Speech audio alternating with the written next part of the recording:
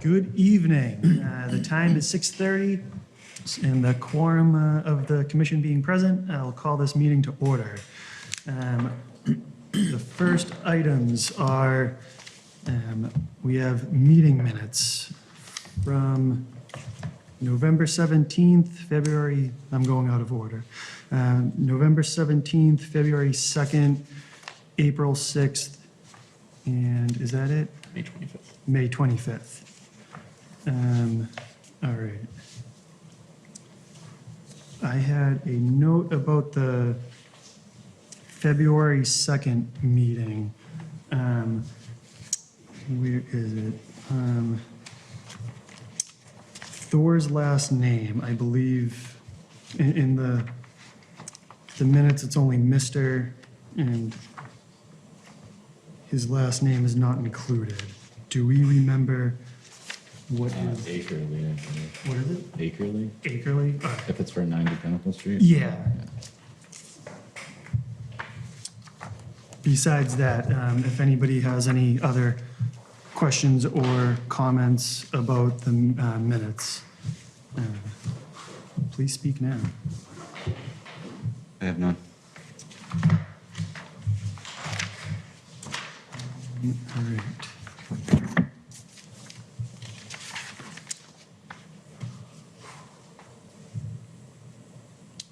All right, so in that case, could I have a motion to approve the meeting minutes for November 17th, 2021? So moved. Could I have a second? Second.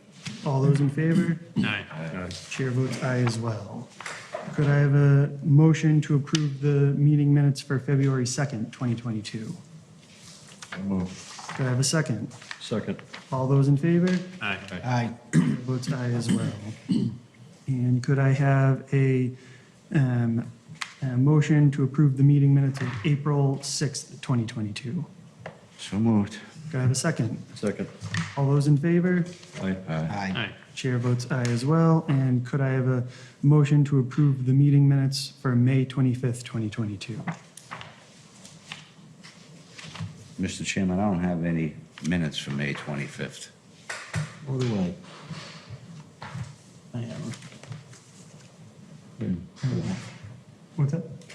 If they want, if you guys want to review, we can hold on. Yeah, if you would like to review them, we can Yeah, hold that- off. All right. So I'll set those aside and potentially do those next meeting. All right, agenda item A, request for certificate of compliance, AJM Development, 15 Starboard Ave, subdivision DEP file number 305998. Is there anybody here for that one? I don't think anyone's here for that one, so I don't anticipate anyone coming for that project either. All right. Did you have any questions or concerns Yeah, about this one? so for this project, I guess we're still waiting for the deed to be reviewed and the deed for the open space land to be deeded to the Conservation Commission. Just trying to give our town council a final pass-through on that. And then there's a small drainage issue on that project where drainage from one of the driveways is just kind of diverting away and directly discharging into the wetlands. So I think they just need to find a permanent solution to that. All right. So we'll hold off until they get the deed figured out, or putting it into the open space. So could I have a motion to continue request for certificate of compliance, AJM Development, and 15 Starboard Ave subdivision, DEP file number 305998 to the next meeting on So moved. July 13th. Do I have a second? Second. All those in favor? Aye. Chair votes aye as well. Great. Moving on. This is a public hearing, a request for determination of applicability, Bethany McGoldrick, 19 Pond Street, map 31, lot 8. Is there anybody here for that? Could you please come up and introduce yourself for the record? Sure, my name is Bethany McGoldrick, and I live and own the property on 19 Pond Street. All right. Do you have anything else to present? I do not. All right. This is in addition to a deck, or replacing a deck? Replacement of a deck that will need to be partially removed. It's an old deck that has to be removed in order to, I'm tying into the town septic. I'm having my septic tank demolished and crushed, and I'm tying into the town sewer. All right. Joe, did you have any comments on this one? So as the applicant stated, the work is going to be abandonment of the septic tank, which is located to the left of the house if you're looking at the property. The property in the rear abuts Long Pond, so there's Long Pond in addition to associated wetlands right there. It's about 18 feet from existing wetlands, the rear porch. So in addition to tying into town sewer and abandoning the septic tank, the applicant proposes to replace the existing deck and porch without any expansion of existing structures. So if the commission were to issue a negative determination of applicability, I would recommend installing a silt fence or a straw wattle prior to construction, and just coordinating with me once you install the straw wattle or the silt fence, and then I can do the inspection and give the okay. Okay. The porch would only be rebuilt if it was absolutely necessary. I'm hoping that's not the case. The deck will have to be, but the porch. Depends on what's involved. That is what I'm being told by the excavator for the job, for the septic job. I think just as, no matter what work you're doing, as long as you have a silt fence to stop any debris from getting into the wetlands, Sure. that will be, an important thing to have. Anybody on the commission have any questions or comments about this? I just have one question, Mr. Chairman. You're right on Long Pond? Correct. My suggestion would be have the silt fence and the straw wattles. We've spent a lot of money on that pond through CPA, and I'd rather be safe than sorry. It's not that much more expensive for a So you're rollers. proposing the wattle and the silt And the fence? silt fence, correct. Sure. Okay. That's all I have, Mr. Chairman. All right. This is a public hearing. Is there anybody from the public who would like to come up to the podium and speak on this? Not seeing anybody, could I have a motion to close the public hearing? So moved. Could I have a second? Second. All those in favor? Aye. Chair votes aye as well. All right. And could I have a motion for a negative determination of applicability for Bethany McGoldrick, 19 Pond Street, map 31, lot 8, as discussed at this meeting? So moved. Could I have a second? Second. All those in favor? Aye. Chair votes aye as well. Thank you very much. Thank you.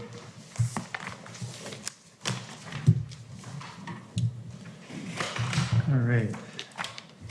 Agenda item C, this is a public hearing, request for determination of applicability. Jonas Rosland, 5 Knager Road, Assessors Map 110, Lot 22. Is there anybody here for that? Could you please come up and introduce yourself for the record? Hi, my name is Jonas Rosland. Do you have anything to present to us? Not outside of the documents that you're seeing in front of you now. All right, so this one, my understanding, you are very close to the Shawshene River, right? Yes. All right. So my main concern is the erosion controls. And I think we'll discuss that more.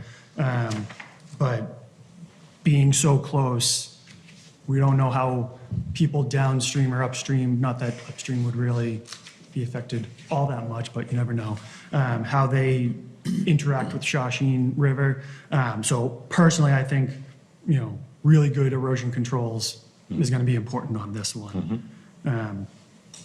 All right. Any questions or comments from the commission? Joe, do you have anything? How did you have a building permit? No, not yet. We're in the process of obtaining one. So the way that worked was, the way that this got brought to my attention was a stop work order from the building commissioner. Then that triggered the permit that triggered the applicant to come for the permit, which then triggered me to go out to do the site visit. Okay. On something like this, I'm going to say that an NOI is required because you're only so many feet away from the riverfront. That would be my suggestion, because it will make an impact being Yeah. that close. Yeah, it's an existing deck that we're replacing. So the deck was already there, but we're replacing it because it was unsafe. It's a deck that has been there more than 20 years, from talking to our neighbors. So we're just replacing that because it was starting to fall apart, and it's unsafe for me, my wife, and my kid. Are you no longer adding the lower portion? We're adding the lower portion because that is also unsafe. The lower portion was just stone platters put down in an unsafe manner. So we're replacing that with a safer deck, so we could actually use that space because it was unusable before. So, based off of the existing deck and the dimensions that were provided, it's about 144 square feet of extra deck space. That's very approximate, but What about the footings? Are the footings existing? that- Yes. So you're not changing the footings or anything? You're going to keep the same footings? Is that the concrete? I don't know the language. The concrete.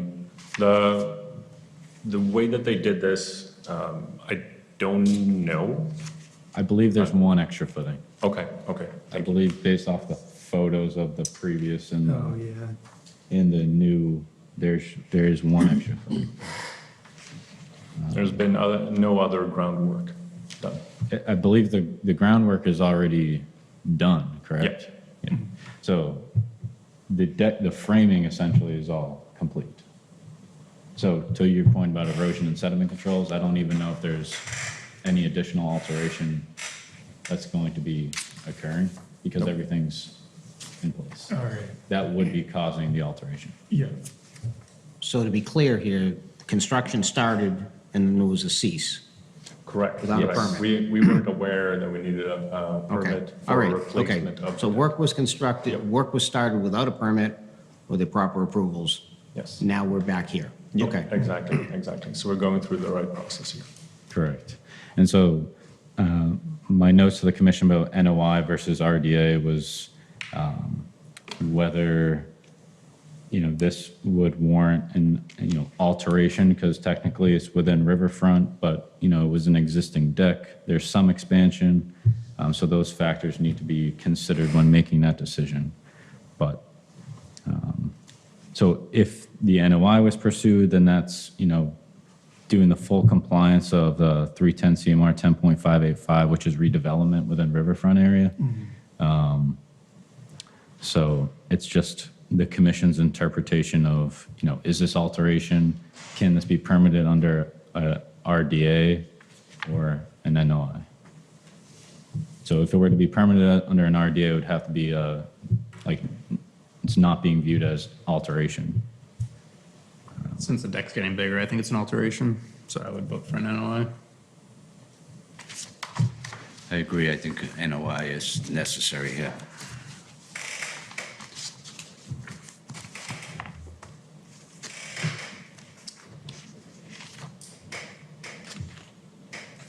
Steve or Dennis, do you have any opinions about, Well, the NOI or- framework's been done, right? Yeah, I mean, my personal opinion, we're day late, dollar short on this one.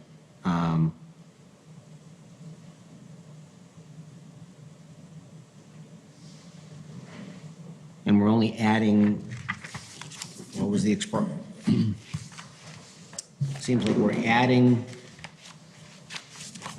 what, 100 and something square feet? Joe? About 144, based off of, And that's on the lower level? so it's split between extra deck space being taken up top and down below. So it's 72 square feet, yeah, up top and down. Okay, so we're growing, okay. So, yeah, as far as alterations, it's really the extra deck footing. Yeah, I think the numbers need to be worked out, but it is an alteration to make it bigger, so. is it an alteration that's going to affect the rainwater and how it goes into the river? Sure. By, You're changing the sloping, you're changing the grades, you're changing the material. Yeah. We're not changing the grade or doing Well, any you're other. putting a or- wooden patio on the floor, which is gonna change the grade right there, right? Or you No, it's- dug it it's up and put the already- wood into the ground. No, it's already flat there because it had, the stone patio is already there. So we're not changing the grade. But it's gonna affect how the water sheds off that area. It's elevation, it's basic elevation. You had stone or patio, Yeah, just. Pavers? Yeah, pavers, yeah. okay.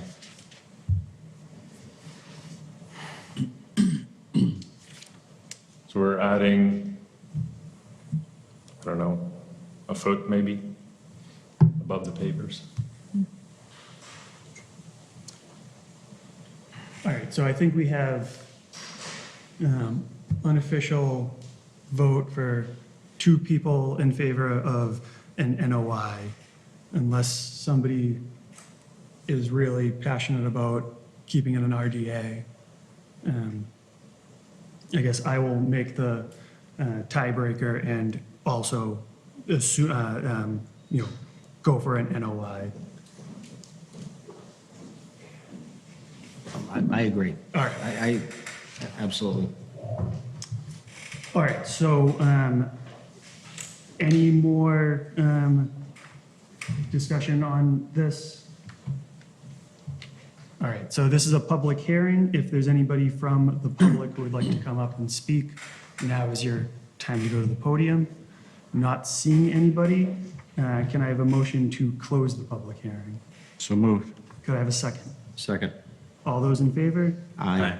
Chair votes aye as well. And how do I actually do this? Request, it's a So it's a positive. Yeah, so could I have a motion for a positive determination of applicability for Jonas Rosalind 5 Tenager Road, Assessors Map 110, Lot 22? So moved. Could I have a second? Second. All those in favor? Aye. Chair votes aye as well. So you'll have to come back in with a full notice of intent for this project. Yep, will do. Thank you. Thank you.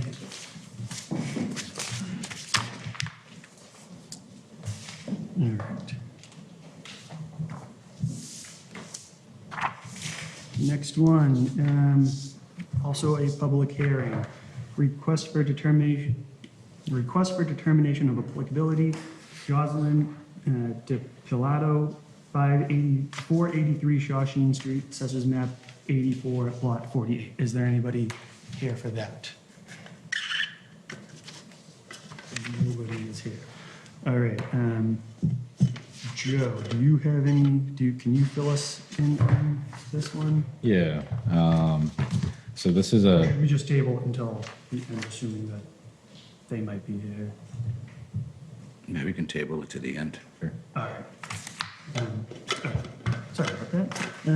Let's table that to the, moving on.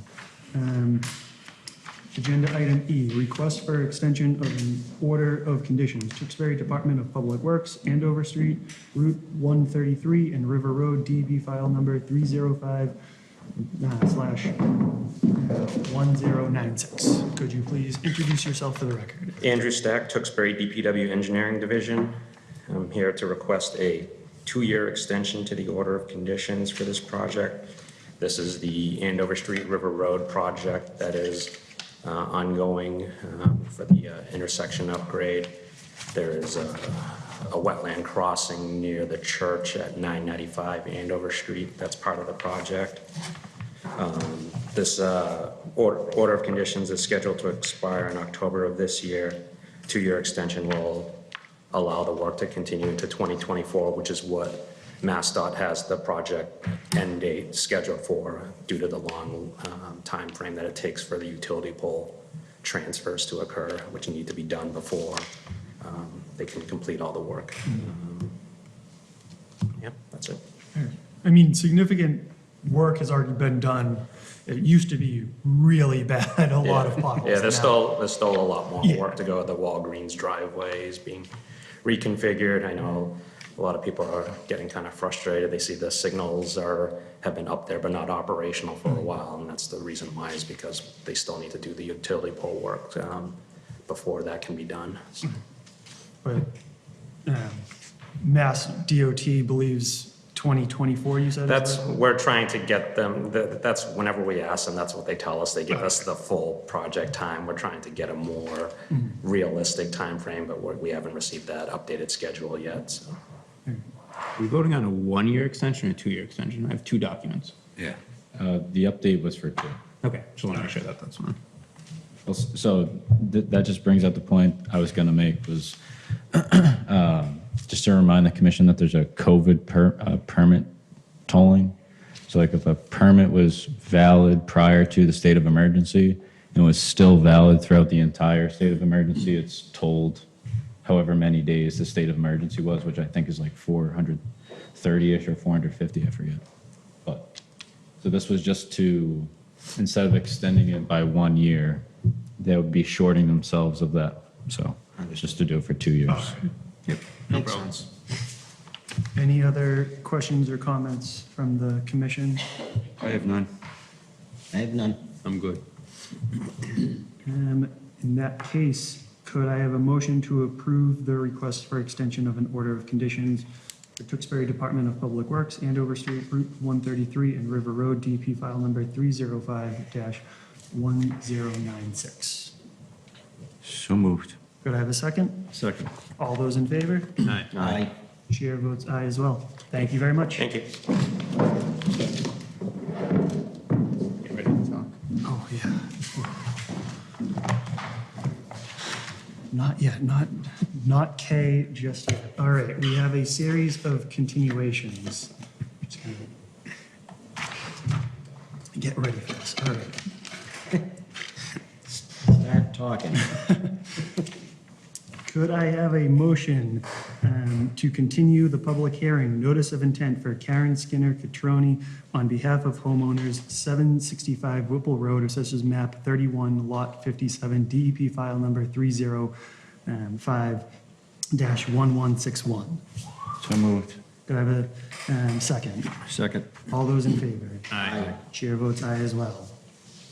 Could I have a motion to continue to 9/21/2022, public hearing, notice of intent, Civil Design Consultants, Inc., Vale Street, Assessors Map 112, lots 23, 87 to 94, DEP file number 305-1154?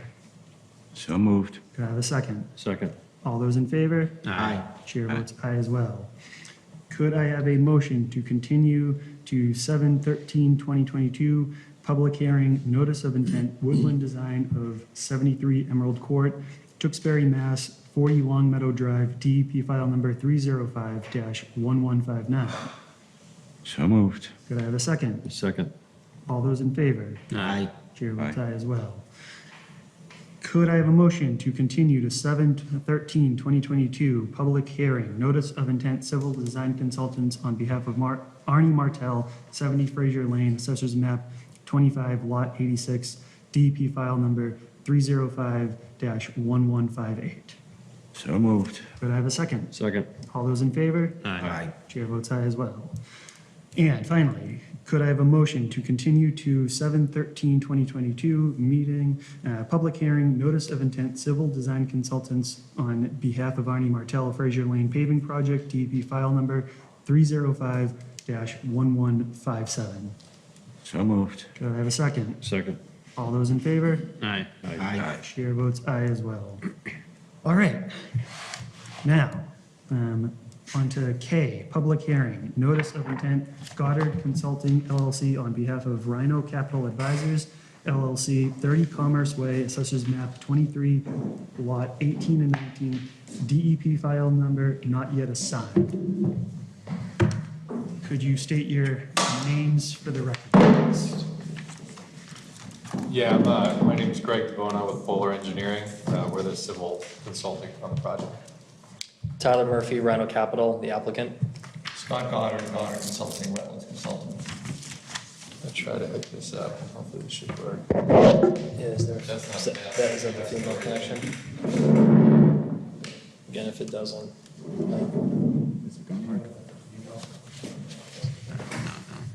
Find out in a second.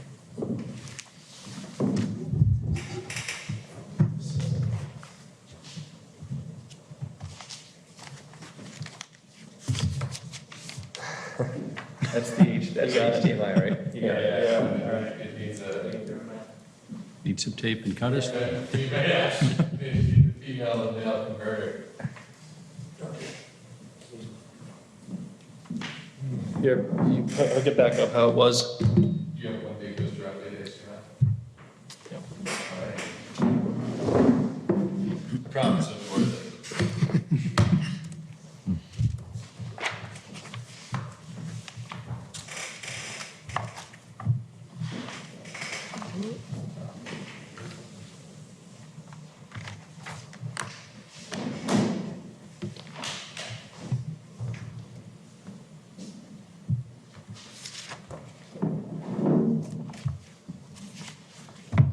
Deal with more ports. I'm hooked in. Is there, is it gonna be projected? Should it be automatic? I think so. Yes. Should be.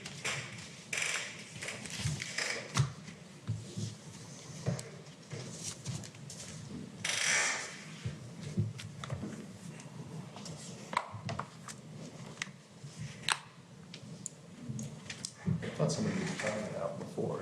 It seems like there was a connection made.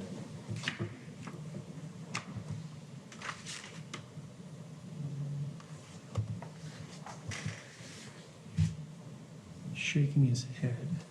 He's troubleshooting. There is some activity. I don't know what's going on here.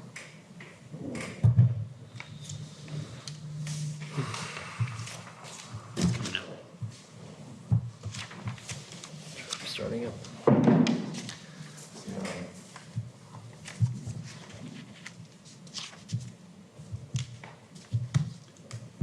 Unless there's like a direct connection to whatever computer he's got back there. We could also email it to them as well. I have a flash drive with it on it. too. Reason to get on something. Nothing. You break the system? No, we've been having issues with it. Yeah. I'm just restarting just in case it's me. Oh, you're starting? Yeah. Figured I'd at least try that.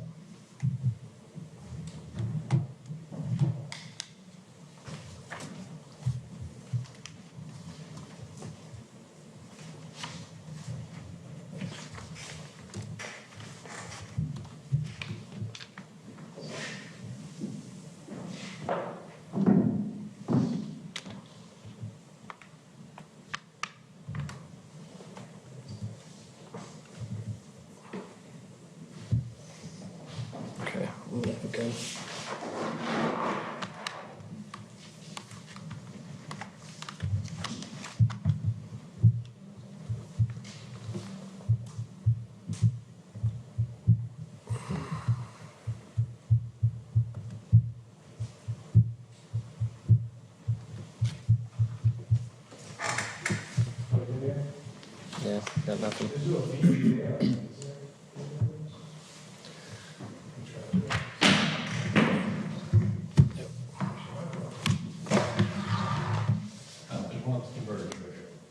Oh, there we go.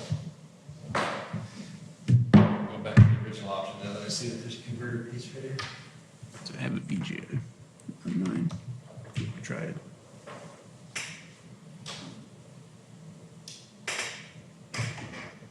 I think this will, this will Show work to with Greg's duplicate it computer. on the screen. How do you want to present it?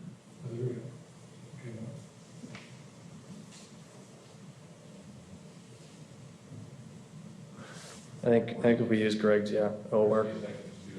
Yeah, he found the, yeah, let's give that a go. Thank you, sorry about that.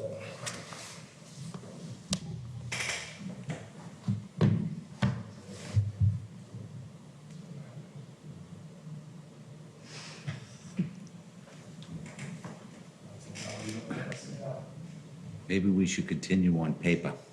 At least we'll get something accomplished. I did print out hard copies, but I only printed out 3.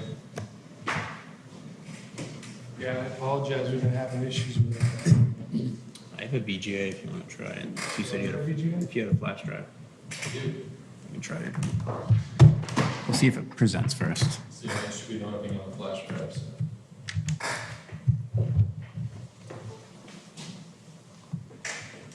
I don't think it nice.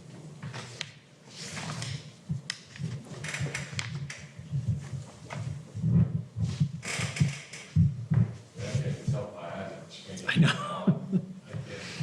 We dim the lights. Just, let me dim them.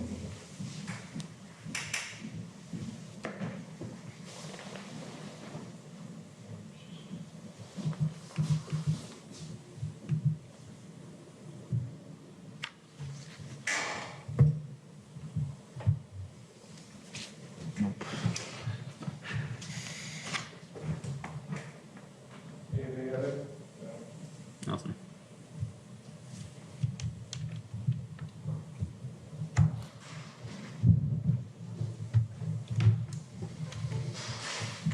Unfortunately, I think it's gonna have to. Okay. Okay. Yeah, we all have site plans. You have site plans? Yeah. All right, let me grab the 2 copies that I do have at least. For this.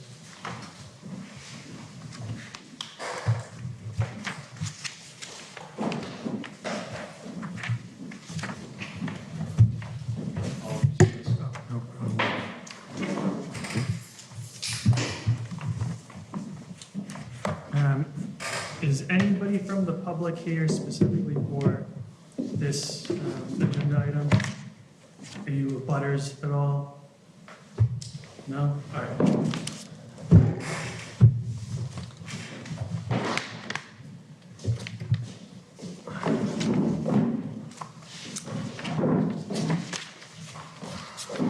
All right. Well, the good news is you have plenty of paper hard copies from the original submission, so there's plenty of other plans and documents that you've seen. Originally, we were gonna start out with just a nice colored picture here of what our intended buildings to look like. So, we are here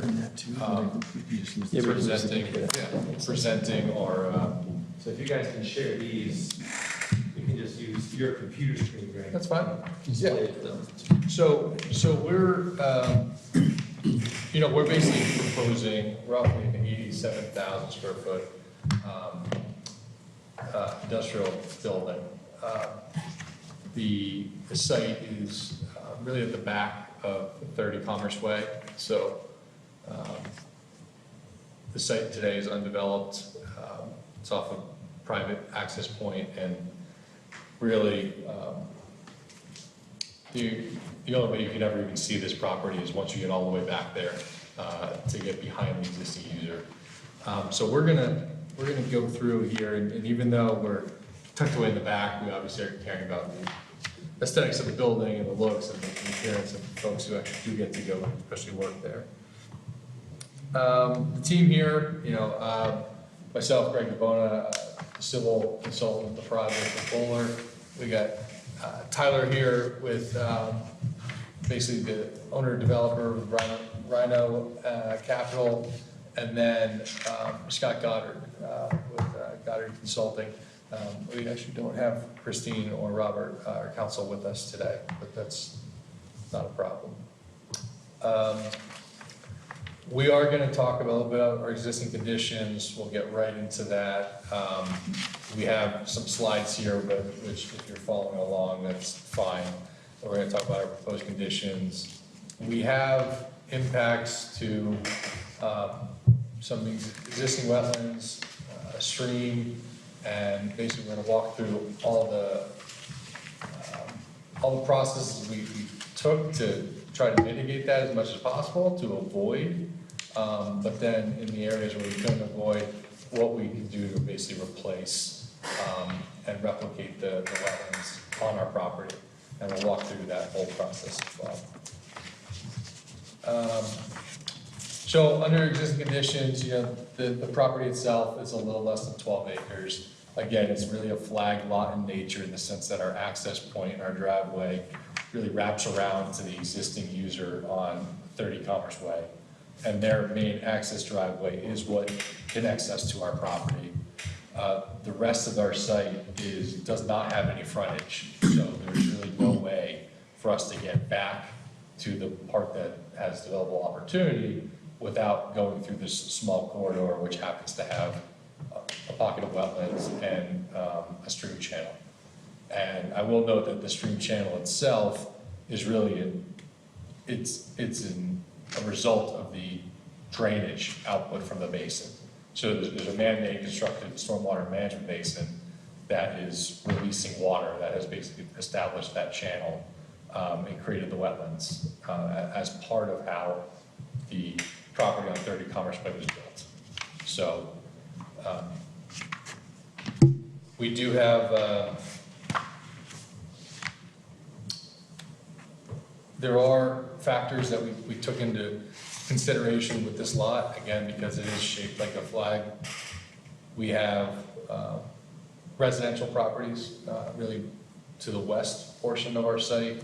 We have the existing user and tenant really on our south.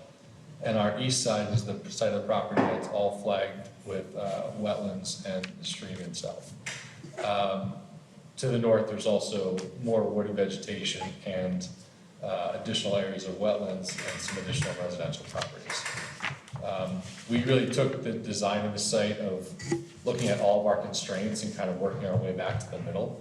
So we're doing our, everything we can to keep our development within the applicable setbacks, maintain the residential buffer requirements. Really, we look to push as much of the real development outside of the wetlands in the area that we could, and really limited our disturbance to only the area where we're doing crossing. And under proposed conditions, again, the size of the building, which is really kind of like an L-shaped building, really speaks to the fact that it was custom designed to fit to the site. Typically with an industrial type user, we would prefer just a rectangle, but in this case, we kind of had to work with the conditions and what we could fit onto the site, and kind of work with the architect to customize specialty loading. So we have 3 loading docks, we have 1 compactor bay. We took special care to separate the circulation so that the truck access and the truck spin area is all like really on the eastern side of the site, or the right-hand side, looking at the plan.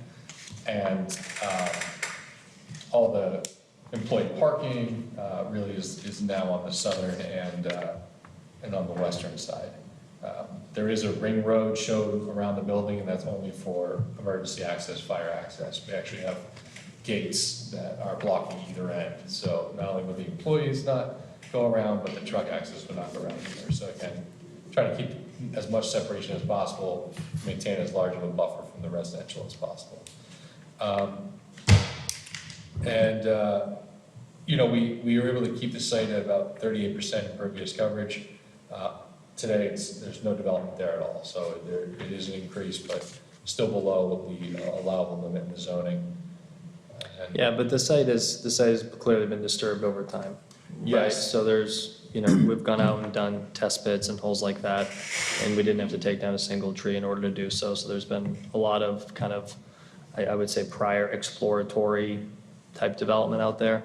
So there's large gaps between the trees. I would say it's more sparsely vegetated. There's milk crates and tires and things that have happened over time. So there's been some attempt at research or doing something like that, so it's not untouched, so to speak. Yeah, it looks like there was actually areas of like burrow pits, and maybe they were doing that as part of developing the front part of the property where there's some excavation and some plateauing of some grade.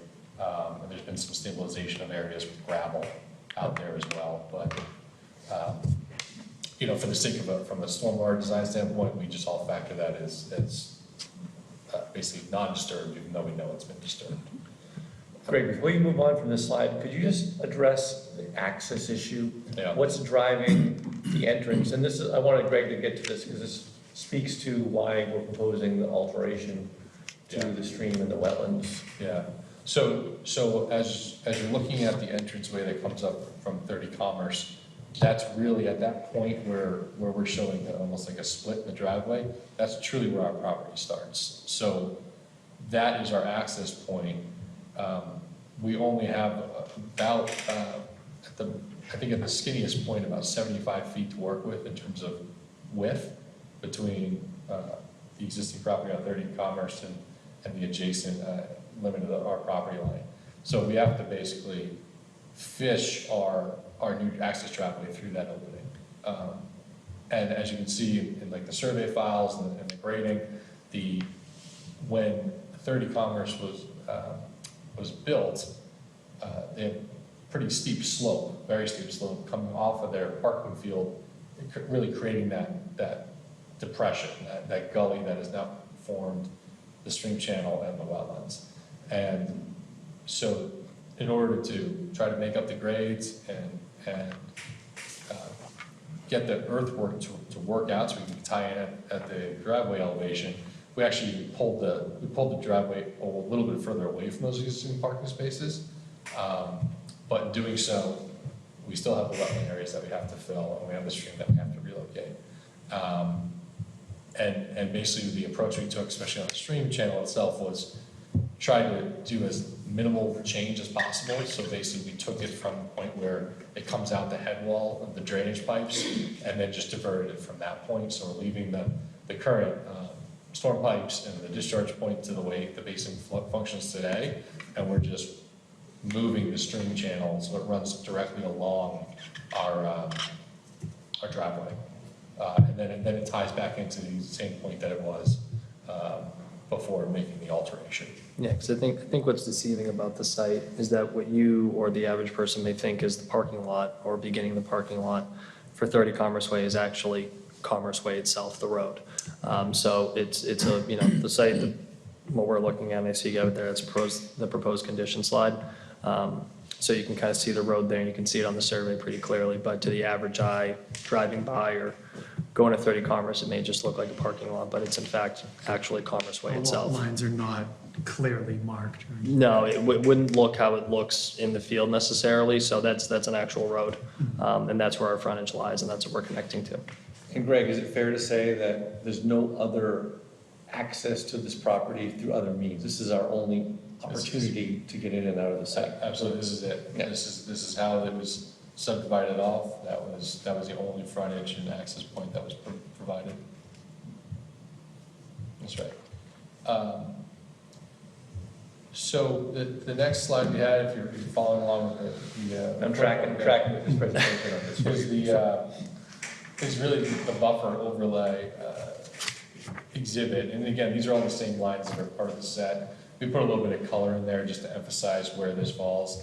But I think like the wetland limits, which are really shown in blue, and the various different wetland buffers that we were, focusing on are limiting our disturbance within there. So the most important element to us, which was the 25-foot no-touch buffer, besides the area where we're actually looking to replicate and fill the wetlands to be able to replace them, the rest of that area we stayed out of. So we had no grading, no disturbance, really no improvements at all within the 25-foot wetland no-touch buffer. Within the 50-foot wetland buffer of the no-build, similarly, we didn't put any buildings or any site improvements, no curving, no parking, but we do have grading. We do have proposed grading that we're looking to basically utilize 3-to-1 slope and restabilize in order to tie back in the grade. The site actually does have a good amount of earthwork that needs to be done to balance from one side of the site to the other. Under existing conditions, the site actually has over 25 feet of grade change from basically south to north.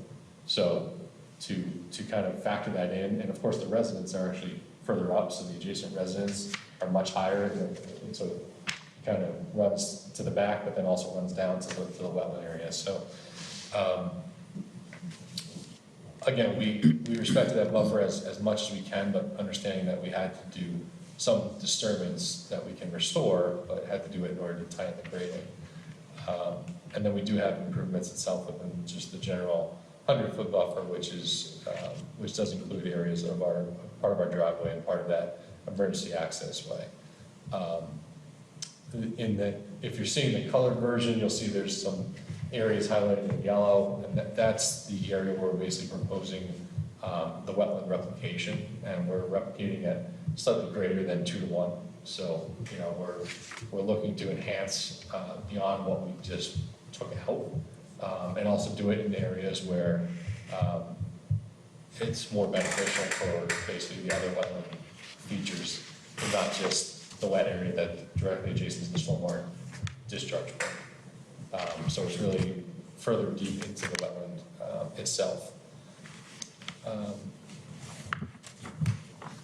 And then Scott, if you want, so Scott's done obviously a lot of the field work and the assessment, not only evaluating the location of the wetlands and the location of the stream channel, but has some good pictures here of kind of like what we're talking about. Get a feel for And I can zoom in on these a little bit because it's going to be hard to see. Maybe I can just walk around and show you guys. So this is a good picture that's representative of the stream channel. We did the wetland delineation on the site. Andrew from my office is in the audience, and I worked on the wetland delineation. So we identified the stormwater pond, which you can see on the initial aerial photograph. That's right up by the street. And then at the discharge point through a head wall, as Greg mentioned, there is an intermittent stream that has developed at the discharge point, and it's flared with an adjacent BDW located at the toe of a fairly well-defined break and slope. And then there's an isolated wetland further into the interior of the site as well, which we also respected the 25-foot on.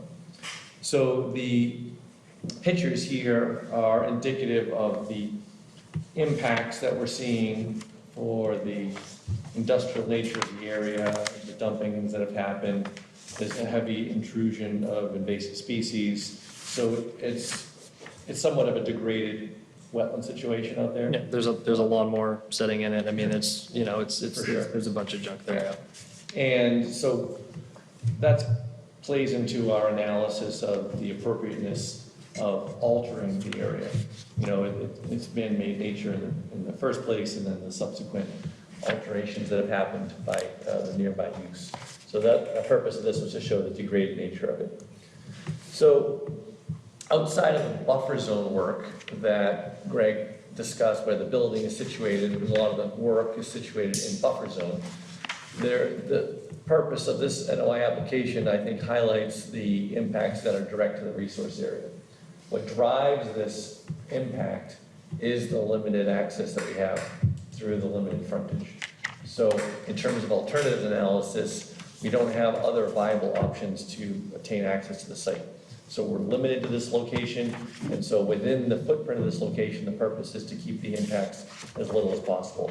We're working with some challenging grades to accomplish that as well. So we got this stormwater basin, the intermittent stream channel, BVW, steep grades leading down to it, and limited access. So it makes for a tricky point of entry to the rear of the site.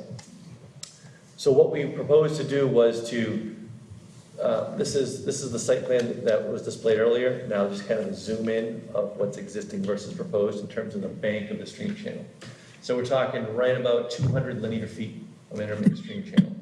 And the intermittent stream channel is what I showed you the pictures of with the tires and the basins and such, right? So the head wall to the pond is located right there, okay? So right at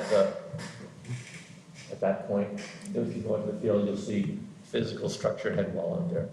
The pipe discharges, and that's our headwaters to this intermittent stream. So right now, the stream follows this light blue line.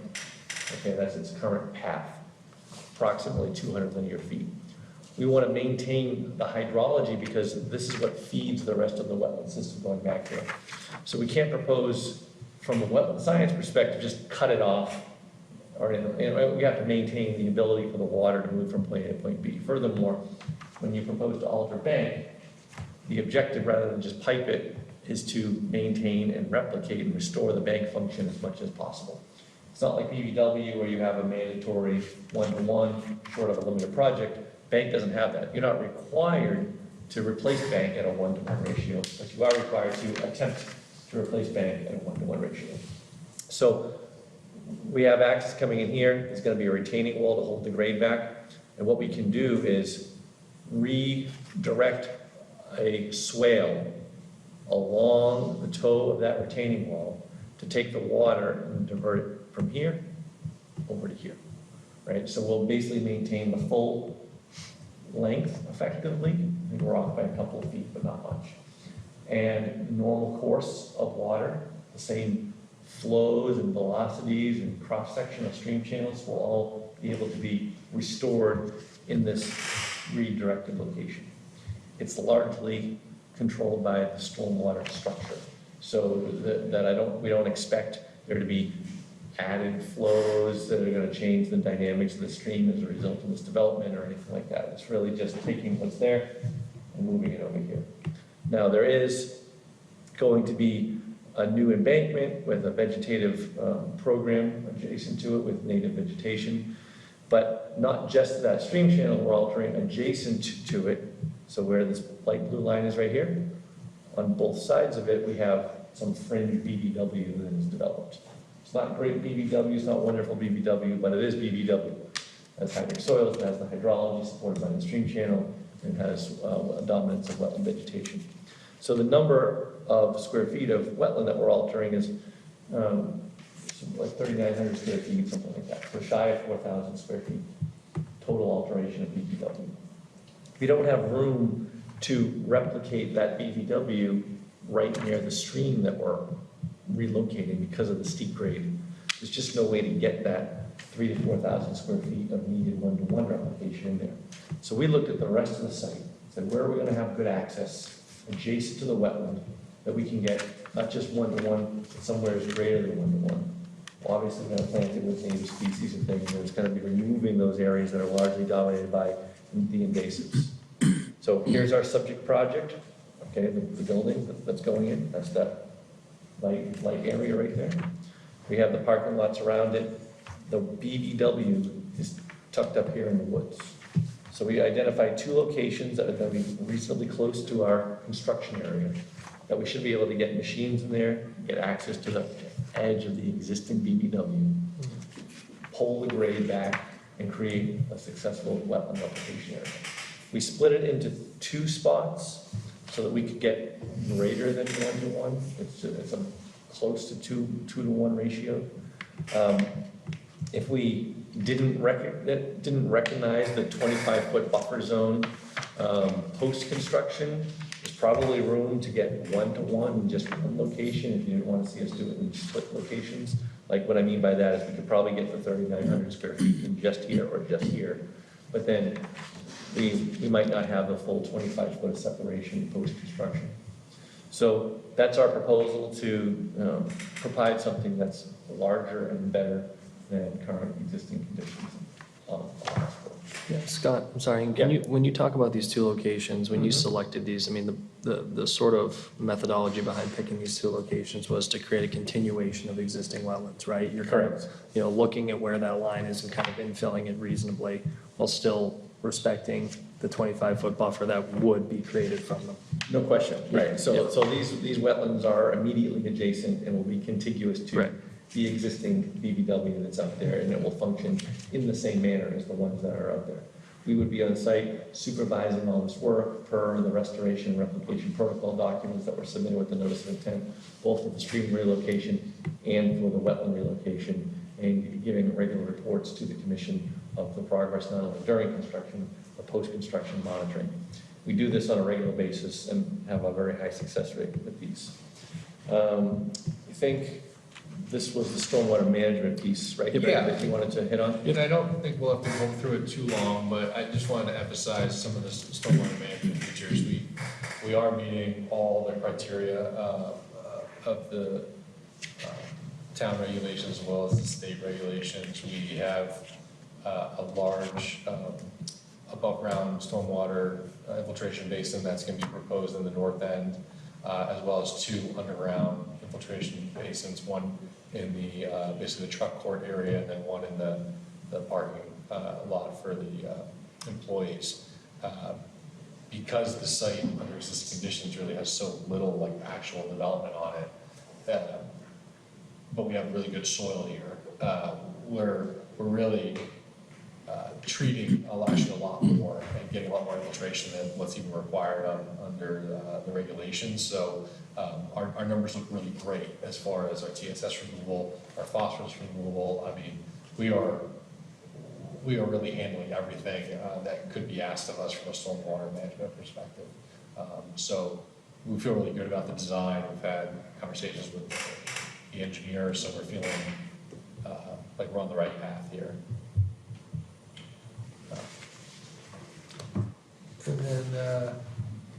And then this is more about the landscape plan. I mean, all I would emphasize is that with the landscape drawings, we are proposing all native species and naturalized species. We're mostly focused on enhancing the residential buffer to provide more not only shade trees, but some mix of evergreen trees within that area.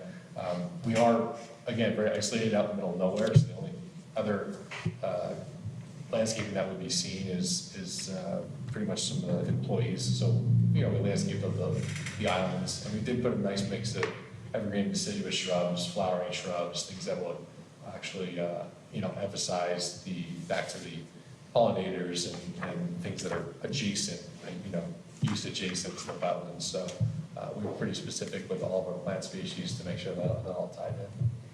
Yeah, and the good part about the buffer area is that there is formal landscaping, as you can see, but there's also a great deal of existing trees and forest that will be untouched, basically remain as it is today.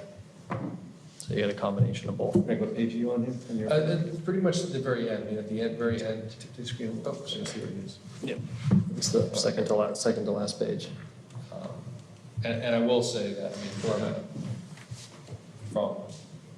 in terms of working with the client here and the focus on this project, in many areas, we could have actually done more grading and more disturbance into like vegetated areas, buffer areas, and still been okay within the basically the zoning criteria, but they made a decision to say, no, let's put in walls.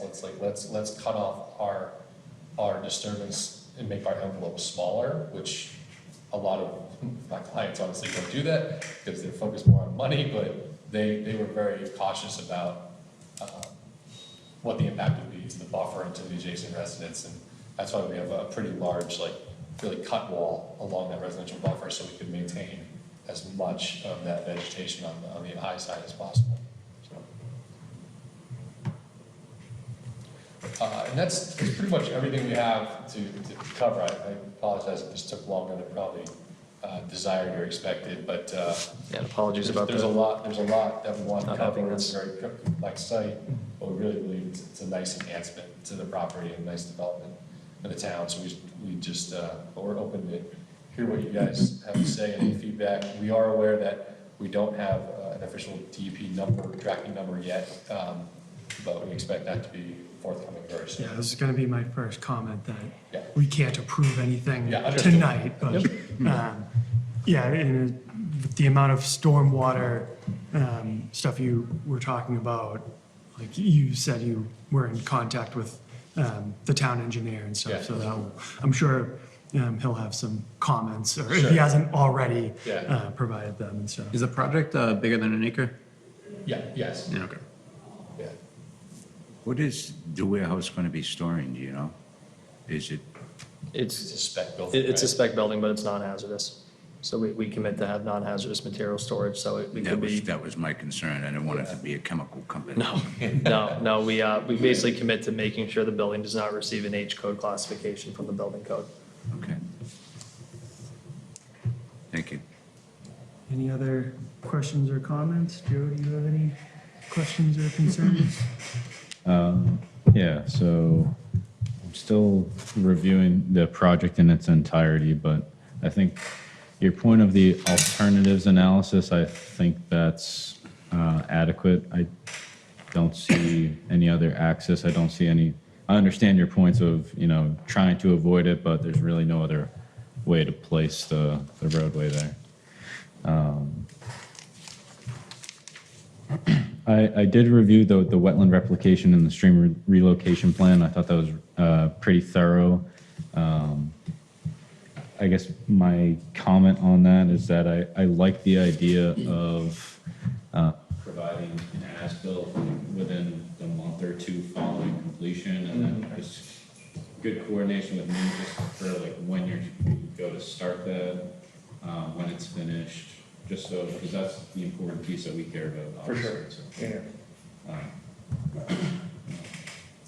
From a construction schedule perspective, is it possible for the replication to be one of the first parts of construction, or is that an issue? Well, you have to get back into the site because it's kind of further back.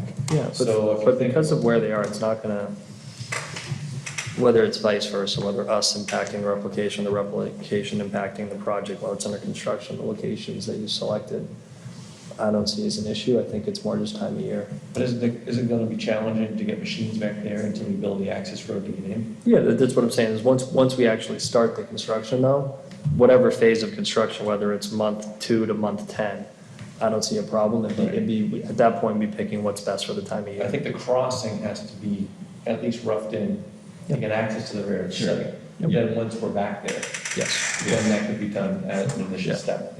Once You we're- call it basically once site enabling work is done. Sure, Then yeah. it sort of, it would be, time of year.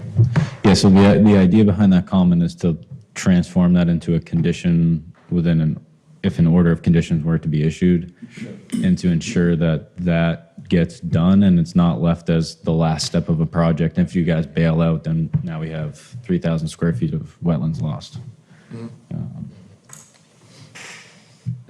My other comment was, is there proposed wetland signage along the eastern side of the site near the wetlands? Yeah, no, I we don't think- have it yet. Okay. But we could definitely do that. We have plenty of areas for that entire eastern edge where we're gonna have basically, the truck access route. Yeah. Curb line.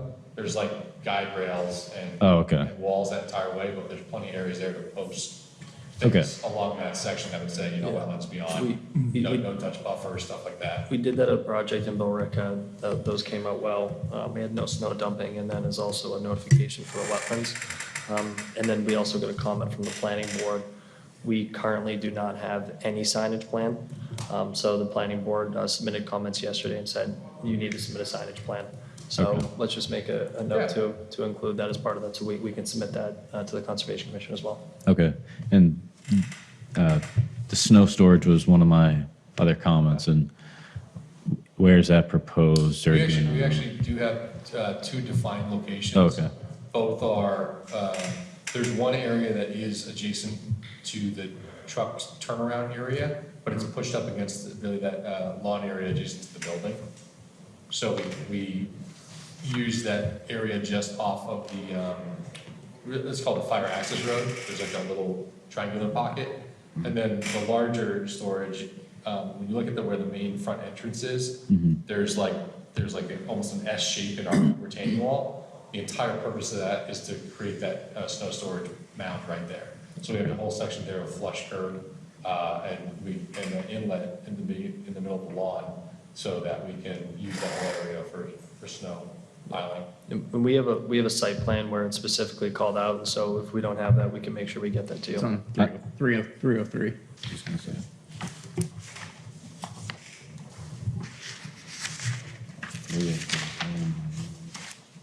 But all the snow storage areas are actually contained within our, let's call it like the envelope of where we're collecting and retaining all runoff.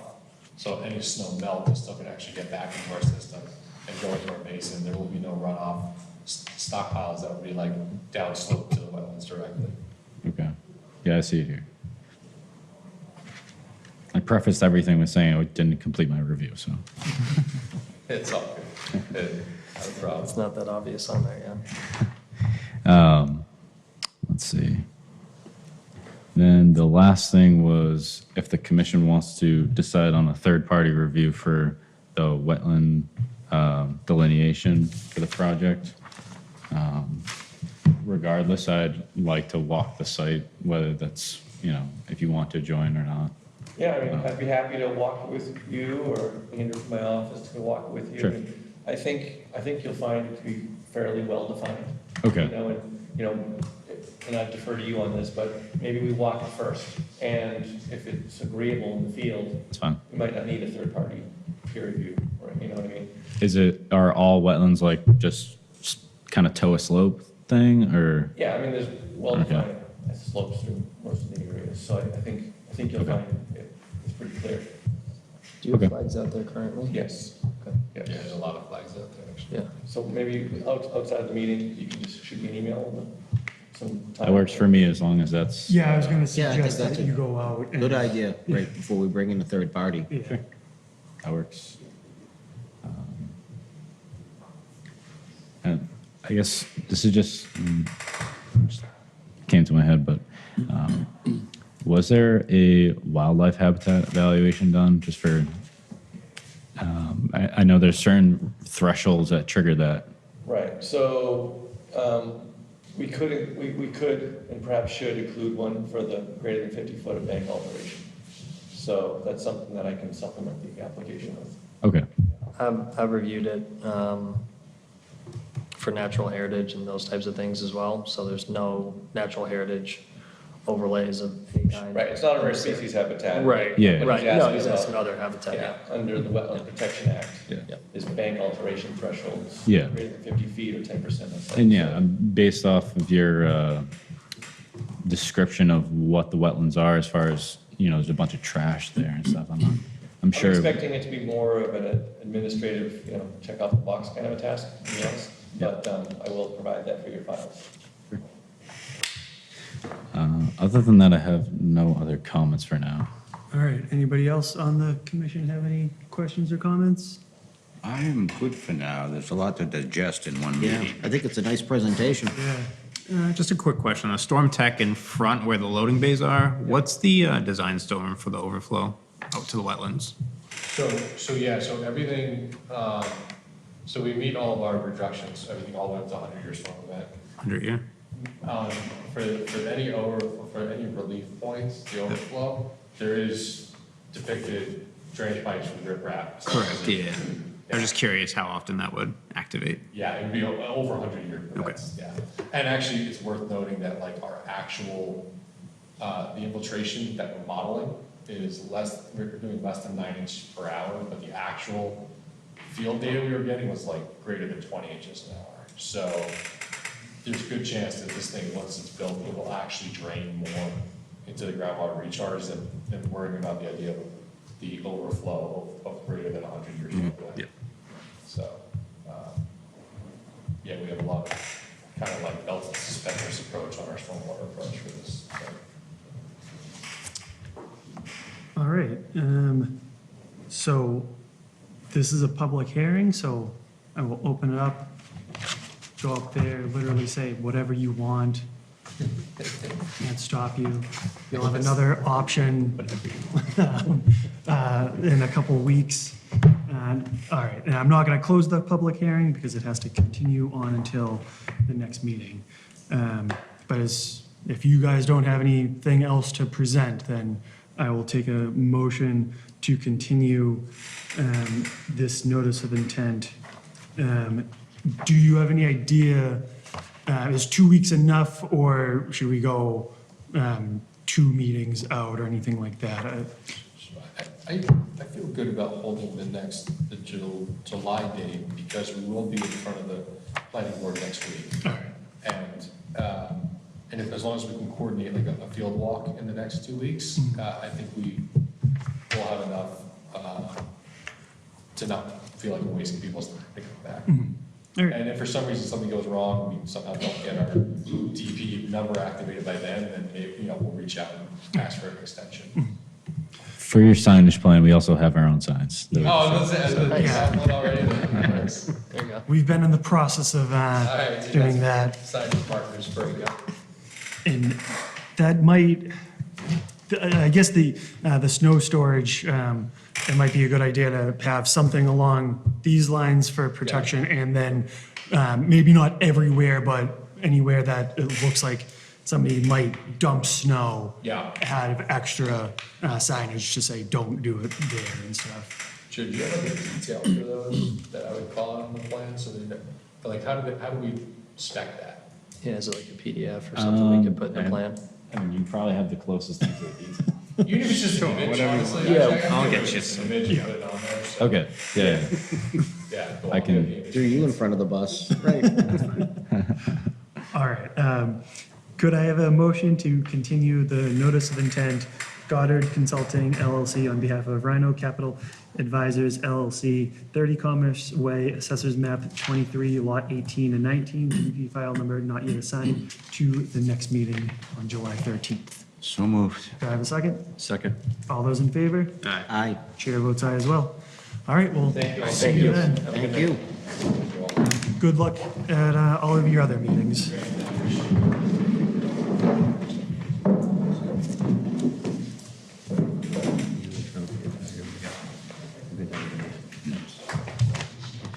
I know the area. Most people are here for P, most, but that's up to them. Everything else we can kind of just like discuss on our own. Wait, who's, I think P and Q are like people in the audience. oh, I think all right, everything else, all right, Yeah. all right. Yeah, no, Suspend rules and go to P. yeah. All right. I'd like to play fast and loose with, Robert's Rules of Order. All right. We're gonna skip to agenda item P, violation notice, 50 Driftwood Drive, Christopher Salvo, Assessors Map 69, Lot 147. Hi, could you please introduce yourself for the record? Chris Albo, 50 Driftwood Drive. All right. Do you have anything to present to us? Negative. All right. Joe, do you have anything that you can fill us in on? Yeah. So I got a call to check out this site just because there was a relatively large size alteration within riverfront area and within the wetland or adjacent to wetlands. So basically, if you're looking at the house on the right-hand side, there's a decent amount of tree clearing, brush clearing, et cetera, some grading. So it is a perennial stream in the back, as shown on the photo log. So that's a 200-foot riverfront area, so there is part of the alterations are within riverfront area. There's also the associated wetlands, so part of it's within the buffer zone.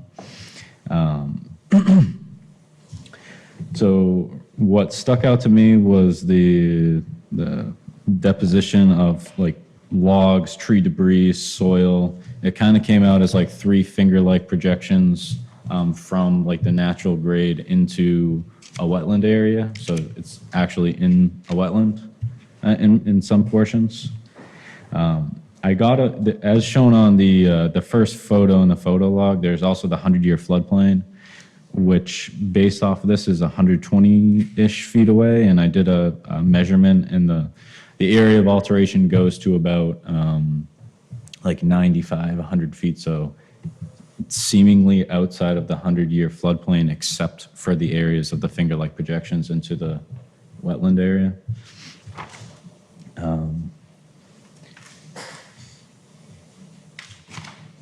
So the commission just needs to determine how to proceed with this violation, what restoration is necessary.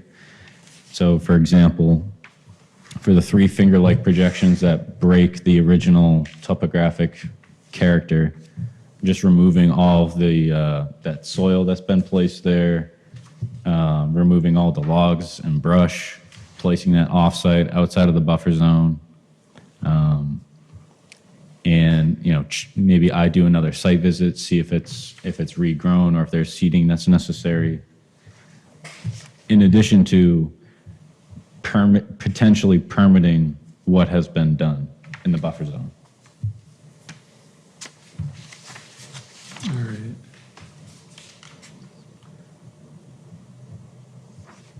Yeah, photo 6, that's pretty evident that it's a lot of fill there. For that type of fill,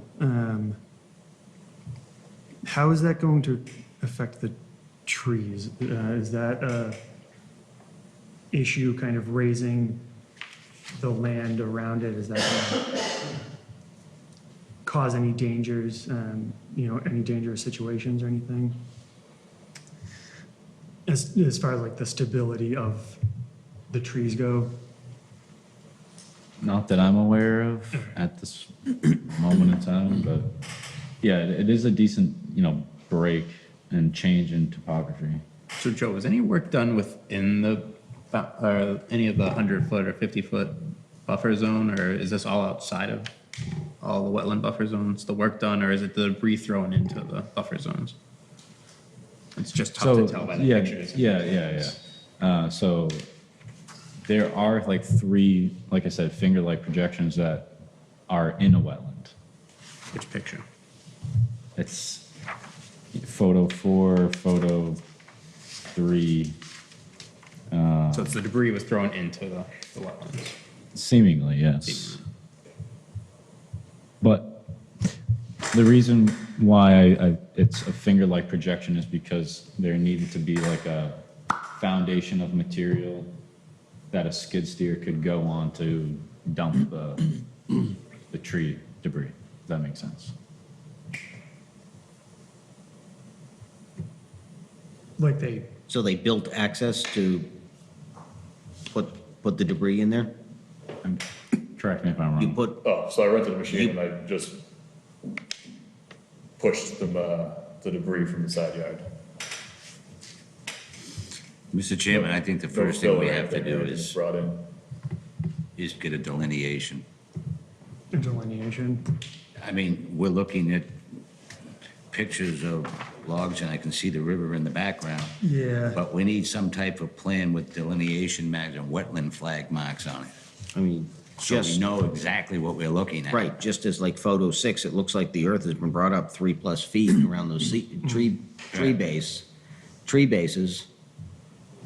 Does it, you concur? I mean, Yeah. trees don't, so I think we need to get a more defined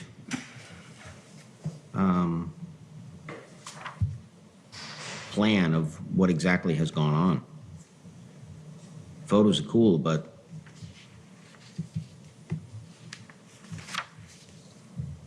So a delineation of the actual wetlands. I And believe then- so. Yeah, I think Pat is correct. Because the elevations obviously have been changed. And is that in the wetlands, as, you know, Evan asked?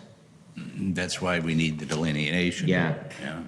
We need to know exactly what has gone on. So based off what I saw, and did my own augering and stuff, so right where you, on picture 6, where you see that break, you know, stuck an auger in there, see if there was hydric soil. I wasn't sure if maybe upland of that was a filled wetland. So where that was not a wetland. And from what I can tell, where the change in topography ends, right on the other side of that, where it's natural, it was not a wetland. So it seems like the only true wetlands that were affected were the 3 finger-like projections that where all the debris was tossed in. So without a delineation, do you know if there's enough room to clear all of that debris out and, you know, So the delineation will tell you on a site plan, like if someone were to get involved and tell us, okay, here's the wetlands, here's where the impacts were, that would just tell us what, just what the impacts are. But from what I've seen already, the impacts are related to those 3 finger-like projections. Which you, in your feeling, are intrusion into the Yes. buffers, Into the wetlands themselves. into the wetlands themselves? Yeah. Okay, So everything else is seemingly buffer zone stuff. understood.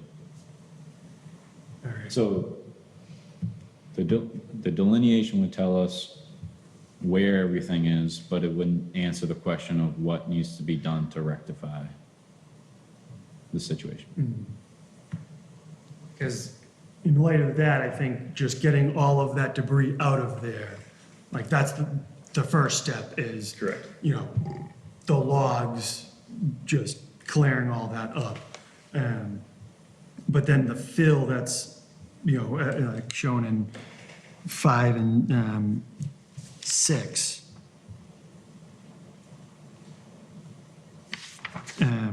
So that dirt was previously on site. I had stumps removed and uproot the tree, all the dirt and everything that was there. It was hills. That's what I graded out and around to level off All right. the area. Nothing was brought in. So, I mean, and that's not a wetland behind there? So So you don't believe it's a wetland behind? on the other side of these trees in photo 5 and 6, the soils there didn't indicate that they were a wetland. But further, so to the right of photos 5 and 6, if you keep going down slope, that's where it transitions into a wetland. And that's where the 3 finger-like projections are, further to the right of photo 5 and 6. Yeah, so I guess,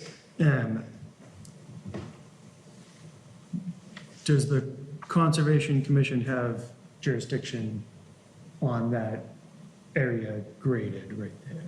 Partially, yes. All right. Because it's a 200-foot buffer from the mean annual high water of the stream, and then 100 feet from the edge of the wetland. So the delineation, I guess, would quantify the impacts. So that may be useful for the commission to I at think least. that's basically what I was referring to.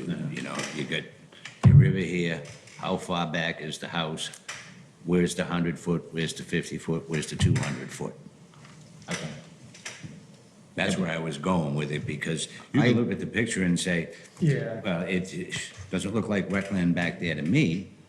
But now you say to the right of the picture, how many feet is that away? Yeah. Is it 100 feet? Is it 50 feet? Sure.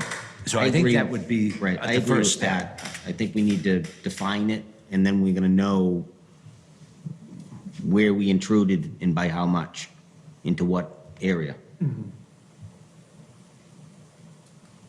I would also say then, just developing a formal restoration plan as well, just like other. Correct. Yeah. Evan, your thoughts? Agree. Yeah. Is there any more work going on the site, or is this it? That's it. I just wanted to plant grass. So it was all leaves and debris and everything else that were over there, so I got rid of it, and then I just pushed some dirt around to level off my side yard. I didn't know it was wetland or anything else, because again, it all appeared dry, and the river, I saw the river in the back, so I didn't affect that mainstream. So as far as like the buffer zone and everything else, I was not aware. And then all it is going to be stabilization of the soil, plant grass, and that's it.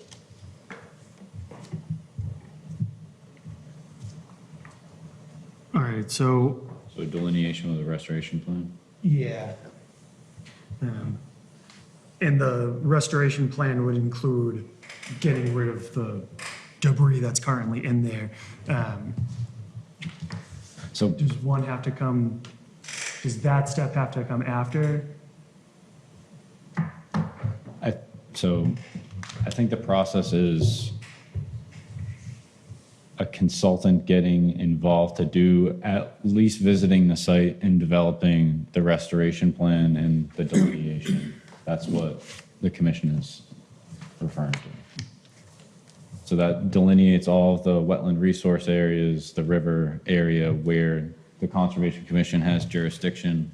And then the plan would be just a document showing, like stating, you know, we're going to excavate this part to and remove off-site, you know, follow it up with some seeding, stuff like that, just to restore it back to natural condition. So someone would come out and mark all that up, or is that something I move forward with? That is on the applicant. All right.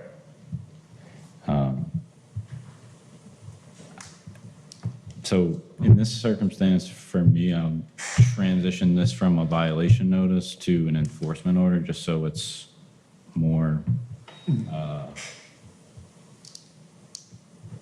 Enforcement. you know, despite them being compliant, it's just more, whenever the commission is deciding on something such as a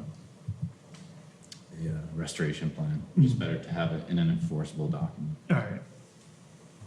All right, so right now, as it stands, it's a violation, so we don't vote, take any votes on that, but this will become an enforcement order, so we're gonna ask that you get it delineated and get a restoration plan for pretty much getting all that debris out and seeing what has to be done for the grading issue.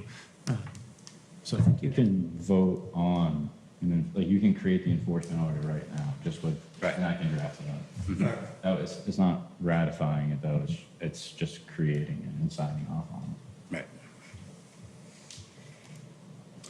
Right. in that case, what would that be, a motion to create an enforcement order? Create sounds like a good adjective. Yeah. Could I have That was a hard sell. Could I have a motion to create an enforcement order for 50 Driftwood Drive, Christopher Salvo, Assessor's Map 69, Lot 147? So moved. I guess before I vote on it, are we just creating a general enforcement order? Are there No, any it's with- conditions associated with it? Yeah, it's with, As you know, discussed. with the evidence that was presented herein, with a restoration plan involved with the delineation, and probably establishing some sort of time frame as well, if we wanted to decide that. So basically what we're doing is we're creating the enforcement order. We're actually telling him what he has to do. Yeah, we just said enforcement order. I just want to make sure there was, Right. what conditions were part of that enforcement order we're voting on. So reasonable time frame. I'd just say a date to be determined, because I don't know how long it's going to take. Yeah. Yeah. But as an enforcement order, I would expect to see at least by the first meeting in September, some type of results or some type of plan coming back. Yeah. That was something that you'll draft up and you'll send over to me? Yes. Okay. All right, so let me see if I get this correct. Could I take a motion, could I get a motion to create an enforcement order for 50 Driftwood Drive, Christopher Salvo, Assessor's Map 69, Lot 147, to create, to have the property delineated and create a restoration plan with an update by the September conservation meeting? So moved. Could I have a second? Second. All those in favor? Aye. Chair votes aye as well. All right, thank you. Thanks. How did we get? Please skip the page. Oh, okay. All right, and now, this is on the, agenda item Q is deed restriction, WNC Realty Trust 319 and 321 Marston Street, assesses map 20, lot 28 and 87, DP file number 3051135. Could you introduce yourself for the record? Sure. Good evening, Mr. Chairman, board members, Robert Scarano. Cindy Scarano. That would be the other Scarano. Are you calling her right now? Sorry about that. I represent WC Realty Trust. This deed restriction emanates from an A&R plan that was approved by the Tewksbury Planning Board, creating 2 buildable lots and dividing the land into 4 lots, only 2 of which are actually new building lots. One's an existing house lot. The third one is basically open space that I think is intended probably for the Open Space Committee. Those discussions are ongoing, and whether that results in a transfer is obviously up to the selectmen. But this deed restriction encompasses lots A, B, C, and D shown on that A&R plan, and it limits the fill that can be utilized on the project on all 4 lots to 500 square feet. This is a alternative.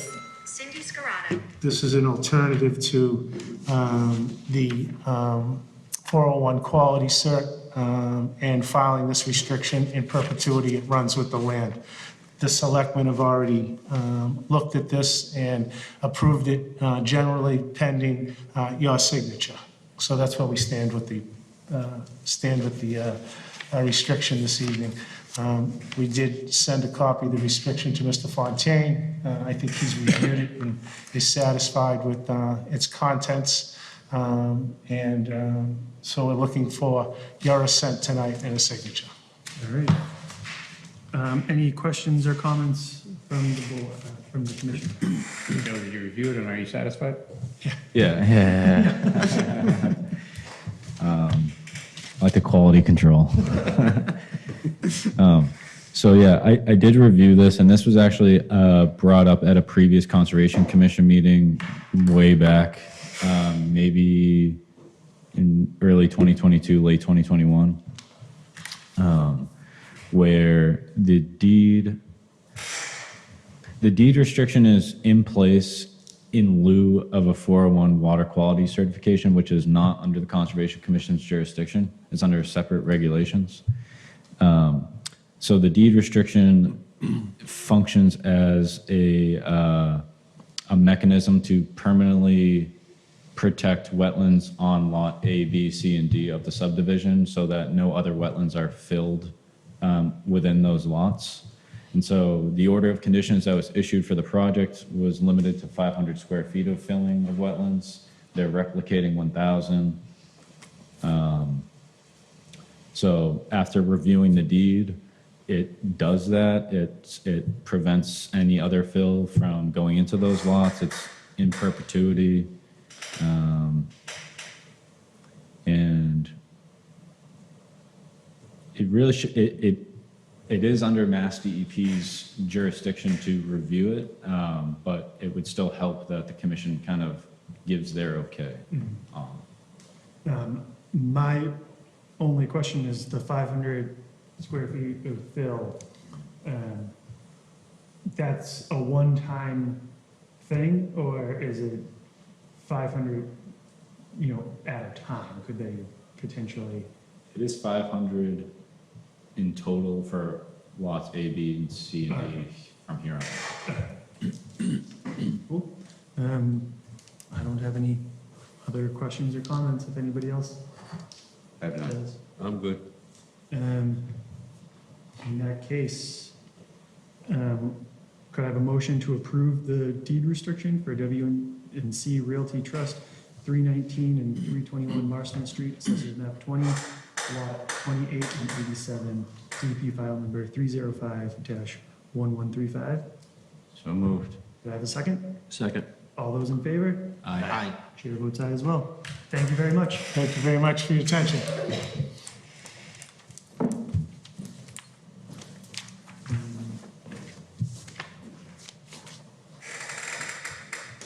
Going back to. Are you awaiting a specific project? I'm not sure, I came in a little bit late, so I may have missed it. My husband actually sent me. We're on 55 Long Meadow, and he was under the impression somebody told him that somebody would be here this evening to speak about the possibility of a house being built. I want to say 40 Long Meadow. Is that right about? Yeah, so that was continued. That was, I missed it, is what I was getting to. Is that this evening or? No one was here to discuss the project, and it's been continued to be discussed at the next Conservation Commission meeting. Because they knew that they weren't gonna close anything out because they're still working on some stuff. So they're gonna come back in July, In July, do you have a date? July 13th.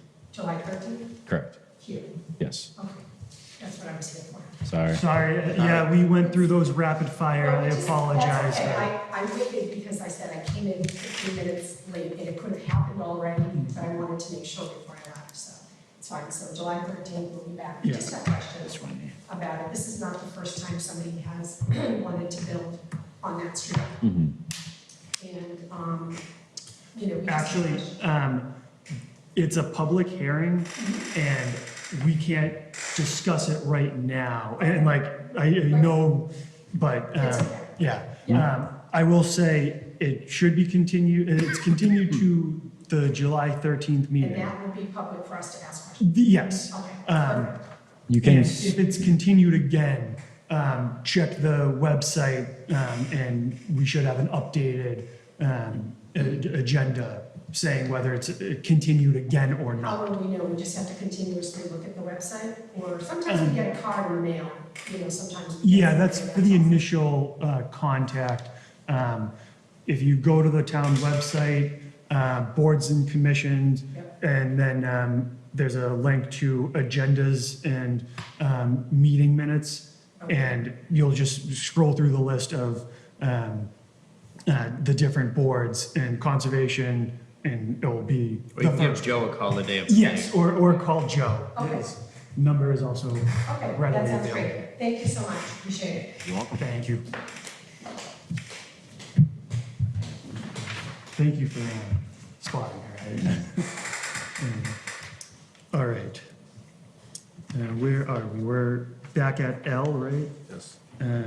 Minor modification, Mark Harrison, 140 Helvetius Street, Assessors Map 60, Lot 11, DP file number 305-1129.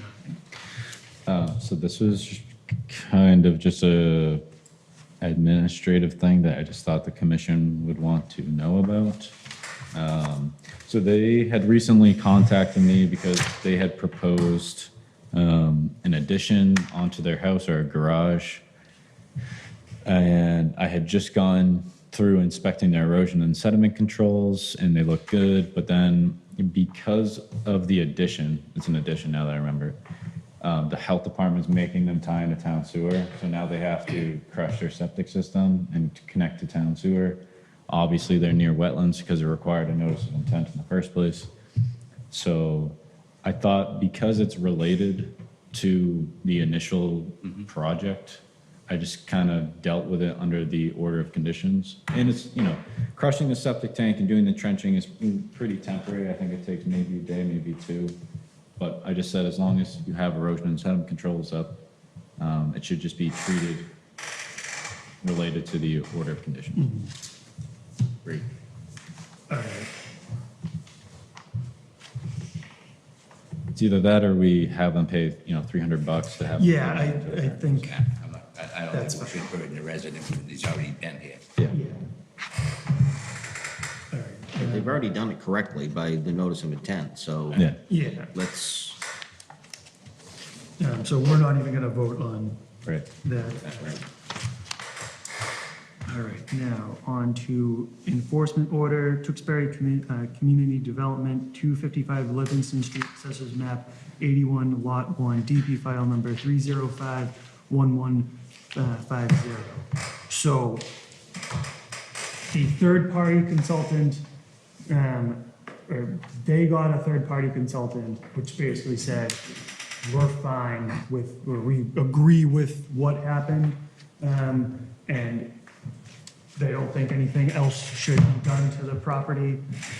So the third-party consultant that was brought on by the town, I met him out there, and by the time, his conclusion was that the riprap, removing the riprap and vegetating the bank would long-term be worse than leaving the riprap in there and mitigating wetlands elsewhere. Now, there's that professional opinion, which is up to the Conservation Commission to weigh against previous comments by, or previous conversations that I've had with Mass DEP. So I will say that, it is up to the commission. I don't think, it's just up to the commission. So would we have to, the original plan, that was order conditions was to not have the riprap there. Yeah, so a part of it would be if the commission voted to keep the riprap there, they would still need to file an amended order of conditions that, because now the commission would be permitting those alterations to happen, rather than enforcing restoration to return it back to somewhat better or restored conditions, back to its original conditions or better. So when this was first brought to us, we all agreed, the riprap looks great.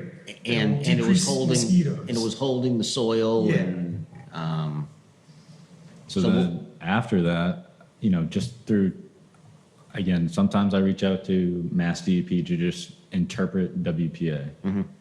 And through that, they said, well, this kind of looks like it's restoration versus a permittable activity.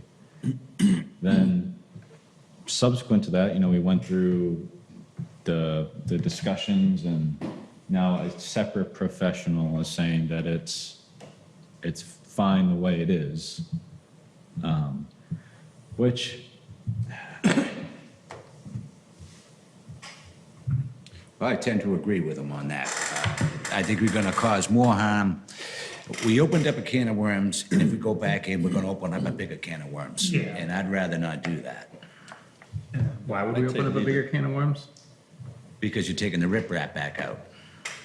To how it was initially designed, Right. which isn't a bigger can of worms. That was the initial design that the consultant at first thought was the best plan. Also, the initial design was to not even do those alterations. It was just to, the pipe, just to uncover the pipe, replace it, and that's it. The alterations that weren't part of the original spec were extending the pipe or trenching the space in between the pipe and the stream. So the stream's, here, the pipe's here. There was soil and stuff in between. And so the original plan was just to not even touch the space in between and just replace the pipe as is. And there's, there's a little like 2 to 4 foot diameter circle that it pooled in. But so they basically increased the water flow or runoff flow inadvertently, not per the plan. not per the plan. I'd say leave it alone. That's where, yeah. So and that's fine if that's the vote, but I would have to amend the enforcement order, and part of that is sending a copy. So Mass DEP is gonna know about it, that's all. Or they're at least gonna get a copy of it. I don't know if they'll actually do it. And yeah, my opinion is basically, if they get it and they're upset about it, they'll do whatever is appropriate in that situation, and we'll, if we're forced to convert it any further, then of course we will. But as of right now, I think it's, A done deal. yeah. So you have to put together an amendment to the original order of conditions, correct? Well, that's what, like, you guys would approve that now, and I would just write it up to reflect your comments. Okay. As an amended. Okay, start writing. Yeah. I mean, it's all done, it's growing in, Yeah, I think it's fine. leave it alone. Evan, any thoughts? I'm going to vote nay. All right. I say leave it alone. Yeah. All right, so I'm not sure how to,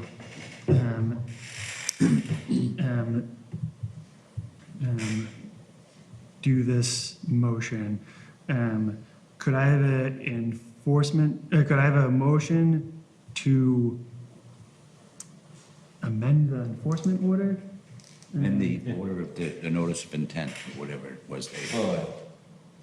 The enforcement order would require them to get an amended order of conditions. Okay. Because we wouldn't approve the amended order of conditions until, because that's a. Right, that's a no public hearing. Yeah. So I think what we want to do is we want to make a motion. What one, this is for, And Tewksbury Community Development. the Tewksbury DPW, right? On It's- 255 Livingston Street, That's, community development. community development. I think we need to make a motion to, I just had it on the tip of my tongue, I can't remember. First thing to go is what? Right. Yeah,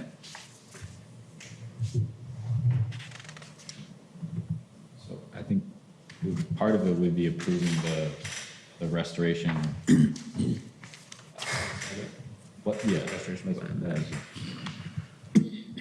So it'd be amending the enforcement order. yeah, amending the enforcement order to have them, As per whatever the consultant provided. yeah, as per whatever the consultant provided, and they'll be back here with the amended order of conditions. That's it. Could I have a motion to that effect? Just said it. Can I have a second? Second. All those in favor, please vote by saying aye. Aye. Aye.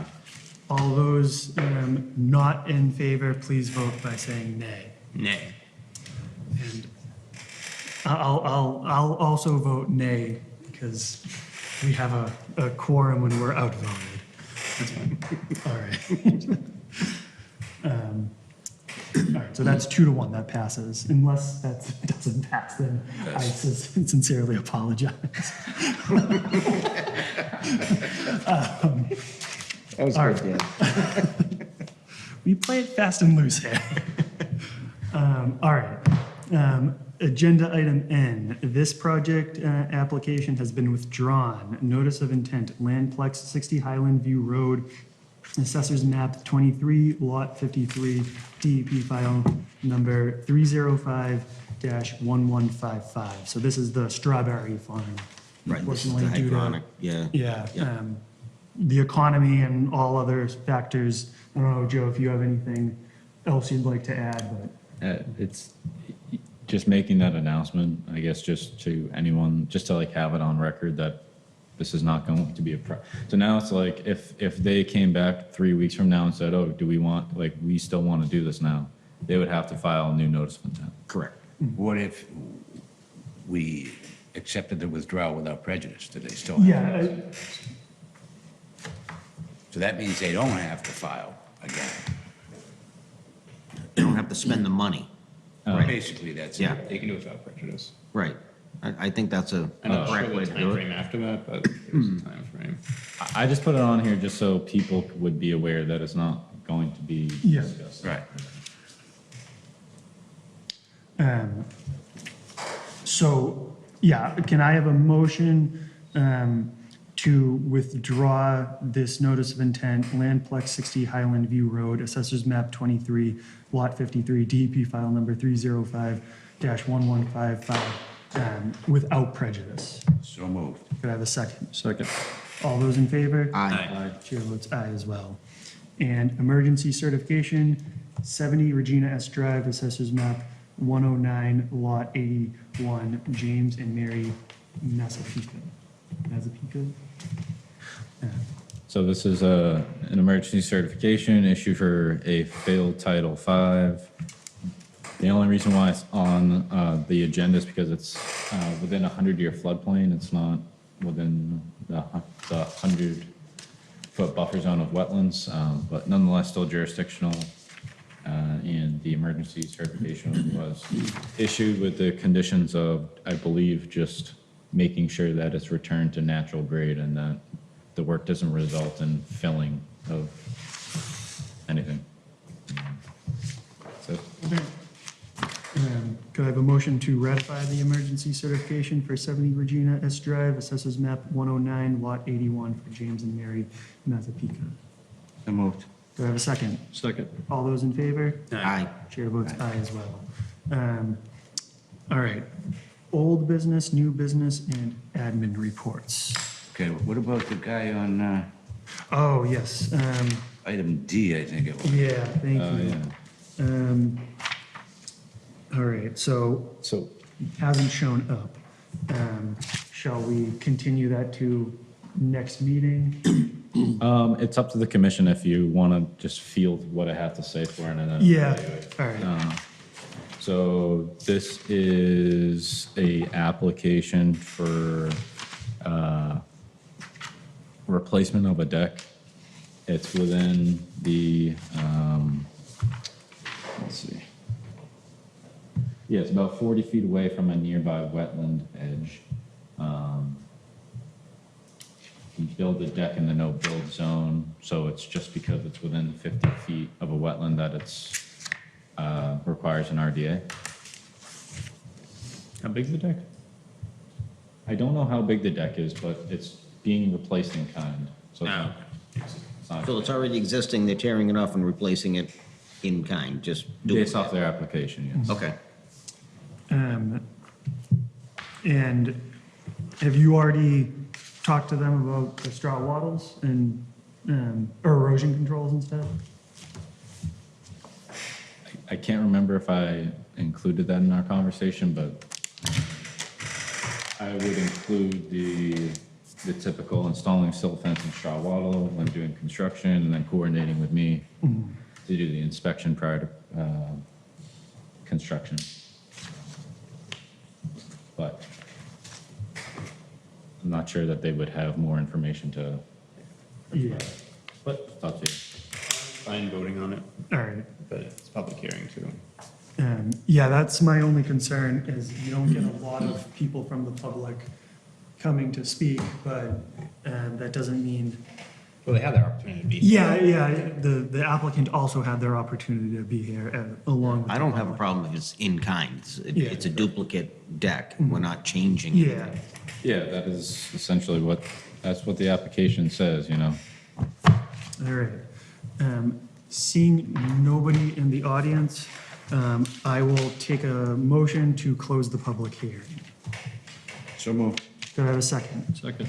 All those in favor? Aye. Aye. Votes aye as well. And could I have a motion for a negative determination of applicability for Jocelyn de Pilato, 483 Shawshene Street, Assessors Map 84, Lot 48, as discussed at this meeting? So moved. Do I have a second? Second. All those in favor? Aye. Chair votes aye as well. All right, now, old business, new business, and reports. I have some items. So there was a minor modification for national grid work. BSC had notified me that they had changed their route of access to do some maintenance, I believe. So it just involved additional temporary alterations to BVW. They lay down like the swamp mats, but to me, it didn't rise to like amending the order of conditions or anything, because the temporary alterations to the wetlands they have like an agreement with Mass DEP that's covered separately. So it's really like It's covered. They do a good job. Yeah, You know, yeah. they do it by the numbers. Yeah. They put the mat down, they put the logs down, and then they're out of there. Yeah. Yep. So again, that was just to update the commission on that. So the other thing I had was I went out to a site. I issued a violation notice because I saw some activity happening in the back that was a little slightly greater than 50 feet away from the stream, but I didn't know what the activity was. They were building a patio. And so based off our bylaw, that's an exempt activity if you're greater than 50 feet away, so that's fine. They also added on a portion to their driveway, which was probably less square footage than the patio. But it's not explicitly called out in the bylaw as an exempt activity to add. So it basically added like a bump out where you can like back up and pull in. So I kind of felt weird giving an exemption for a patio, which is essentially an impervious surface, and then the driveway as well. Like, you know what I'm saying? Like, Where's the driveway located? it's greater than 50 feet away from the stream and the stream's banks. So it's within the 100 feet, but not within the 50 foot. Correct, and so is a patio, and essentially, like, they're You can both, turn lawns into patios into driveways, and so on and so forth, if I remember that Yeah. bylaw correct. but what about driveways? Driveway to me is a patio, yeah. The same thing. I mean, whether you build a patio out of blocks or you build it out of concrete. As soon as you put a chair in a driveway, it's a patio.